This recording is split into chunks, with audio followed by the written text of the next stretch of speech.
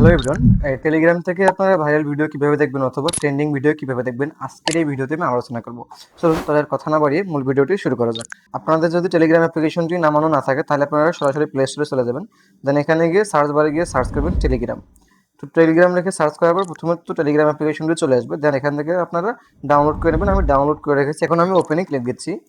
Alright, ওপেনে click দেওয়ার পর আপনাদের মাঝে এরকম ইন্টারফেস আসবে না। প্রথমত আপনারা আপনাদের ফোন নাম্বারটি দিয়ে ওটিপি চলে আসবে, ওটিপিটি দিয়ে ভেরিফাই করে নেবেন। তো আমি অলরেডি ভেরিফাই করে রেখেছি, এখন দেখবো কিভাবে ট্রেন্ডিং ভিডিও দেখবেন। তো আমি এখন উপরে দেখতে পাচ্ছেন সার্চ সেট, এই সার্চ সেটে আপনারা ক্লিক দিবেন।